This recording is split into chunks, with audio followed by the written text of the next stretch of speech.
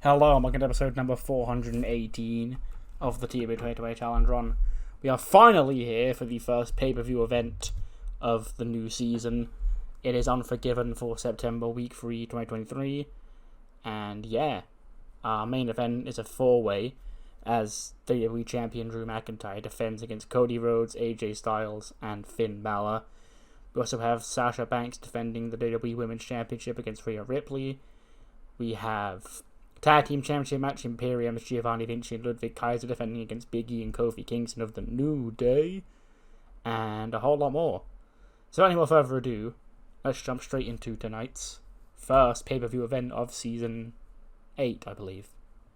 We start with the pre-show, an 81 rated pre-show match. Chad Gable takes on Jorge Santana. And yeah, it's Santana who picks up the win. He defeats Chad Gable in 13:34, picking up a pinfall win. Ignores submission, he doesn't make him tap. Yes, 86 for Gable, 66 for Santana. And that's the first match that LA Extreme will be a part of tonight. The second being Dominic's Intercontinental Championship match against Sheamus, coming up later. We then get the opening video package hyping up, so yeah, like I said, some of the biggest matches tonight. The IC title match, women's title match, and then this four-way main event. We are in Phoenix, Arizona. Again, 75,000. There wouldn't be that many here, but, you know, I'm not going to ruin my popularity in the game just to make the numbers make sense. So, you know, just pretend it's in like a normal-sized building in Phoenix. Hence, you know, the desert-y theme of the show. But we kick off the show with whose music do we hear first? Why, that of our good friend Christian. He's coming out to take on Rey Mysterio in the opening match. 80, that's fine. You know, considering these two are, you know, on the older side. I'll take an 80. And it is Christian who defeats Rey by cheating. Dijak's not out there with Christian for this match, interestingly. And Carlito's not out there with Rey, obviously. You know, he's obviously kind of like, oh, if Christian's left his man behind, I'll leave you behind. But Christian does manage to cheat to win somehow. Imagine an exposed, you know, turnbuckle or whatever into a kill switch. And Christian scores the win. He gets an 80, a 67 for Rey Mysterio. And yes, has he just proven once and for all that Rey Mysterio is what everybody thought he was? A deadbeat father. Because we all know Christian is the better father figure of the two here. We then go from that to Otis, Brooks Jensen, and Mackie backstage ahead of their match. Otis has got like a jean vest on, or jean vest jacket even, like a denim jacket with the sleeves ripped off. Is what I mean to say. And Brooks is also wearing that as well. Then Mackie walks in her, you know, sparkly K-pop outfit, and she goes, "You look bad, but I like it." And then Brooks goes, "Well, you've got one over there." And then she's also got her own. Mackie's got her own, you know. She dressed up like Otis and Brooks, you know, getting down with the common man and all that. And then as they go to leave, Brooks stops and goes, "Guy, Mackie, Otis, you know, come here. You know, I'm sure you saw on Raw that Pretty Deadly, you know, got underhanded tactics to stay on top. So, you know, if they want to cheat and use brass knuckles that were given to them, I've got these on backup, just in case we need them." And they're a pair of brass knuckles he's got himself. He says, "I'll put them in my pocket, you know. If I see Pretty Deadly getting out of hand, then I'll smack him in the jaw with these." Yeah, that's coming up later on tonight. I had to resist the urge to make it the main event. But yeah, it's Pretty Deadly and Tonya Breeze against Mackie, Otis, and Brooks. Moving on to less important matches, which is anything else on the show that isn't that, including this Women's Tag Team Championship 4-way. It is Alexa Bliss and Nikki Cross who retain one opponent from each brand, beating Tatum Paxley and Ivy Nile, Toxic Attraction, and DKE of Cheju. Hello, Editor Connell here, and I'm just popping in to say that it completely slipped my mind whilst I recorded and booked ECW SmackDown and this pay-per-view that Aoi and Meiko Satomura beat Toxic Attraction to qualify for this match, but I sort of just forgot about it and book Toxic Attraction because, I don't know, I guess I'm an idiot. But it's fine. Let's pretend that, they got attacked backstage or one of them got an injury or something, and I'll correct it in due course. But, yeah, I got a comment about it. I was like, didn't Ichiban win? I was like, you're so fucking right. So, I guess, thank you for paying more attention to my save than I do. And, yeah, I guess I'll sort that out after this pay-per-view. Ignore elimination order. It's 1-4 to the finish. And Alexa Bliss pins Gigi Dolan to win the match for her and Nikki Cross. 62 for Nikki, 77 for Alexa, 68 for Ivy, 72 for Tatum, 60 for JC, 63 for Gigi, 69 for Hams, and a 77 for Morgan. And yeah, after all of that crowning of new challengers from each brand, Alexa and Nikki have retained their tag team championships here tonight. We then cut back. Christian's walking through the hallway when Kathy Kelly catches up to him. She goes, Christian, big win tonight for you. And Christian goes, I know, big win, okay. I beat Rey Mysterio, a legend, a future Hall of Famer. But you know who else is a legend, a future Hall of Famer, Kathy? Me, okay? Because Edge is already in there. People think that he's better than me, but I proved tonight why I don't need Edge, why I don't even need Dijak, why I can go up there and I can be myself, and I'm the best damn wrestler in this company. And Bray, he can go back to, wishing he was a better father, okay? While his son gets an Intercontinental Championship match later on tonight, he can sit there and he can cry his eyes out about how Christian's better than him. And then Kathy goes, well, you mentioned Dijak, Surprised to not see him out there tonight. And Christian goes, why, Kathy? Why? Because you didn't think I could win without him? Huh? Dijak's got more important business to take care of tonight. And I can't wait to tell him the good news that we were right. He wasn't needed out there to beat, a washed has-been like Rey Mysterio. Oh my goodness gracious me. Speaking of Dominic Mysterio, here he is. His IC title match is up next, and it gets a 90 rating. Dominic in this game is, he's a workhorse. He's got like 78 psych. He's got good stamina. He's scoring 86s. And yeah, he could literally be the IC champion and not bat an eye. But will he be the IC champion after tonight? The answer to that one is no. Because Sheamus beats him 16-51 with a brogue kick to make defense number 8 of the Intercontinental Championship. 82 for Sheamus, 86 for Dominic. And yeah, Sheamus' extreme run with the championship rolls on. Dominic rolls out the ring, walks out the ramp. Sheamus is posing with the belt, taking in the cheers from the fans. When out of nowhere, into the ring flips a man who drops him with a stunner. Grayson Waller is back. And he just drops him. He said that the Grayson Waller had to be returning next week. We saw that hype video, but I guess he himself has shown up 2 days early. I guess get more buzz on his appearance on Raw. And he's just dropped the Intercontinental Champion with that rolling stunner out of nowhere. So Grayson Waller, he was out since before SummerSlam. This was supposed to actually be the SummerSlam IC title match, but it couldn't happen because Grayson Waller got hurt.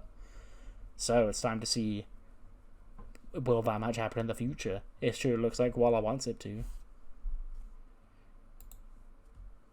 Oh my goodness, I knew this would be good.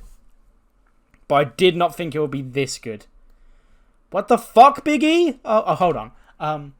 Okay, there's a lot of notes on my screen that I'm looking at here. I'm trying to take everything in. First of all, the match got a 96. Big E scored a 98 in ring. And the match still apparently suffered from a lack of psychology. So, could have been even better, apparently. But it is Ludwig Kaiser and Giovanni Vinci who retain, pinning Kofi Kingston with that Imperial Bomb to make defense number 1 of the Raw Tag Team title. Obviously, they've just won the belts. I wasn't going to take the belts off them so soon. 88 for Ludwig, 85 for Vinci, 81 for Kofi, and a 98 for Big E. Ludwig's got a gimmick that's getting stale, and he was off his game, and he's still gone 88. He's just him, I fear. And then, of course, that leads directly into our next match, which is Xavier Woods taking on Gunther, which gets a 93, another 90 rated match. This match goes 22 minutes. And what I imagine this match is, you know, the eye-opening match for Xavier Woods. It's the match where people are like, oh shit, this guy could actually, you know, hang at a top level. You know, he has had like a couple of big near falls on Gunther. He does lose in the end, but I imagine in defeat he still gets, you know, the rub from being in the ring with Gunther. But Gunther does beat him in 22 minutes and 1 second with a golden bomb. 88 for Gunther, 86 for Xavier Woods. And yeah, I haven't put it in the game, but I imagine after the match, Xavier Woods is getting to his feet, Kofi and Big E helping him to his feet, and then he just takes in the applause in the crowd as Kofi and E hug him and gas him up, going, you know, you'll get him next time, you'll get him next time. What the fuck is... What is going on tonight? This match also gets a 90. Roxy Perez and Kairi Sane for the Liberty Championship. Goes 15 minutes and 20 seconds, and it is Roxy who does retain the title. She beats Kairi to make defense number 3 of the women's Liberty title. 81 for Roxy Perez, 87 for Kairi Sane. The young female demographic, they love themselves, Roxy. And Kairi, I guess, doesn't. It's because, you know, she came up short again. Second title match in as many months for Kairi that she came up short in. Maybe it's back to the drawing board for her. Who knows? But Roxy, again, standing tall, still the Liberty Champion here tonight. Oh boy, here we go. Right. This match gets a 73, which, all things considered, is pretty bad. Not bad, good, even. Not bad is what I meant to say. I didn't expect this to get, like, in the 80s at all, so it's fine. Yeah, a lot of moving parts here. First and foremost, the elephant in the room. Tonya Breeze in this game, from the mod I imported her in from, was back when she was, you know, not a wrestler. She was just a manager. So she was set to be a wrestler in the game, but her stats were all still, like, at 0. So effectively, she has been in the PC like you would in real life, you know, starting with absolutely nothing and then getting stats as you go, to the point where she's now at the point where she can get in the ring and, you know, work. Not well, she only gets a 31, but she can actually work. And of course, Pretty Deadly, not as over as they will eventually be when they're both at 99, so you'll remember that. And then Brooks Jensen, who's not really over at all as well. But this match, you know, Mackie and Tonya go at it. Tonya hits a couple of big moves on Mackie, then tags out, and the boys cover it. And in the end, Pretty Deadly do try to cheat. You know, they're doing their Pretty Deadly stuff. And the referee catches them, and Brooks catches them. He's like, hey, I told you. And he takes them brass, and he goes, I'm going to smack you. And then all 3 men from each team get in line and face each other. Then Brooks Jensen, he takes them brass knuckles, clocks them on the back of the head of Otis. Boo. What has he just done? He walks out. He just stands at the bottom of the ramp looking into the ring. Mackie screaming at him. And then Pretty Deadly drop Otis with spilled milk to win for the Maximum Male Models. 81 for Mackie, 62 for Brooks Jensen, 72 for Otis, 31 for Tonya Breeze, 59 for Kit Wilson, and 63 for Elton Prince. And then after the match, you know, Tonya, she takes out that damn business card from Otis's locker room. It turns out it wasn't for Otis. Sexy Brooks Jensen joins the Maximum Male Models. He raises the arms of Pretty Deadly, who going, yes boy, yes boy. Tonya Breeze in the middle. And, you know, Brooks Jensen, after telling Otis not to sell his soul for the nearest blonde girl he sees, has sold his soul for the nearest blonde girl he saw. Tragic betrayal here tonight. Top 10 anime betrayals right here. 89. For how I set the match up, that's about what I expected. Sasha and Rhea. They probably could have done better if I'd have set it up to go like 20 minutes, slow build and all that. But I have a specific match in mind I want for this, which had to be under that. Basically, these two just start smacking each other. I can't, like, say for sure because I don't like, specifying, this person's going to bleed. Because that makes it sound like it's going to be, they're going to bleed. But I imagine in my head Sasha's bloody from the mouth in this match. Because they exchanged forearms and shit. Rhea Ripley, she took out Becky Lynch, she took out Charlotte Flair. And tonight she takes out Sasha Banks in 14:27 with a riptide. We have a new WWE Women's Champion. 3-time Women's Champion, I believe, now for Rhea. Yes, 3-time is correct. 95 for Rhea Ripley and a 91 for Sasha Banks. This was a wild brawl that went 14 minutes. And that's why it only got an 89. But then after the match, Rhea's celebrating with her belt when Sasha begins to stir. Like, pull herself up. And Rhea Ripley, she takes Sasha to the outside. And Sasha, again, also riptided through the announce table. Now, this happened to her last year and took her out for a couple of months. We haven't seen Charlotte since it happened to her. And Rhea stands tall with the championship. And you have to argue her two top contenders out, being Sasha and Charlotte. So, this looks like the terrifying championship reign we've got upon us. But Rhea Ripley is the new WWE Women's Champion. Main event hype. 4-way. Cody Rhodes, Drew McIntyre, Finn Balor, AJ Styles. This 4-way's been... You could say this 4-way's been brewing since, like, May. When it was these four and Adam Cole on the War Games team against Team Jeff Jarrett. They've all sort of been intertwined with each other since then. And it all comes to head tonight. It all comes to head right now in this main event that gets a 95. We take those.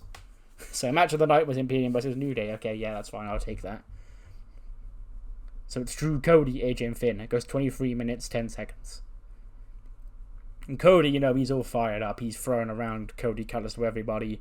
AJ and Finn are sort of like the wild cards here because obviously they are AJ Styles and Finn Balor, both multi-time world champions, but they were tag team champions like 2 weeks ago. And Finn did stand tall at the end of Raw. And running wild, Finn Balor, double dive.